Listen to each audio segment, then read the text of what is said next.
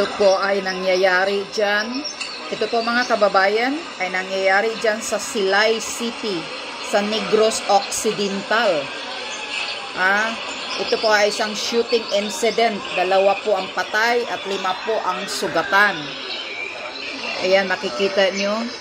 Dyan, maraming mga kapulisan.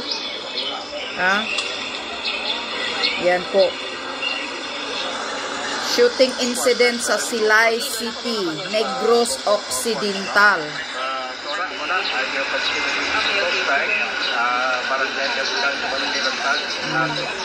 May mga SWAT pa, oh.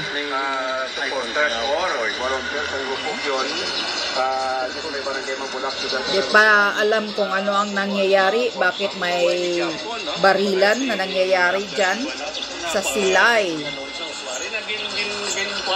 2 daw ang patay at 5 ang sugatan.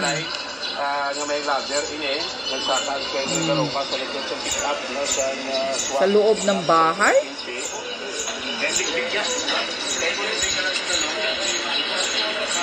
Dapat mataas ulit para makita mo kung ano sunod dito. So, yung saka niya sa likod niya pick up, sa niya SWAT sa visual, sa Silay.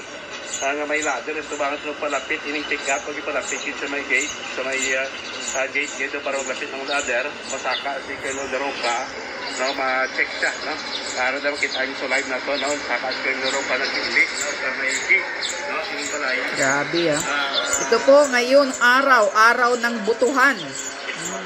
Election Day, May 12, nangyayari po lahat itong mga kaguluhan ngayong araw na to. Araw ng election date, May 12, 2025. Diyos ko po, na nangyayari sa bagoong Pilipinas.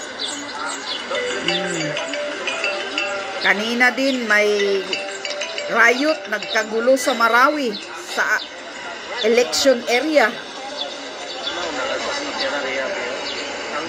Ganito ka mga wildest day. This is the wildest day na election.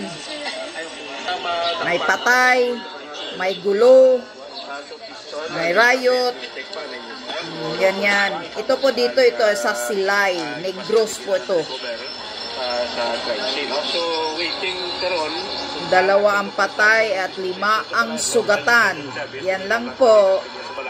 Good luck sa inyo, mga kapulisan. Good luck. Magbantay kayo ng mabuti. Magtrabaho kayo ng mabuti. Yan yun.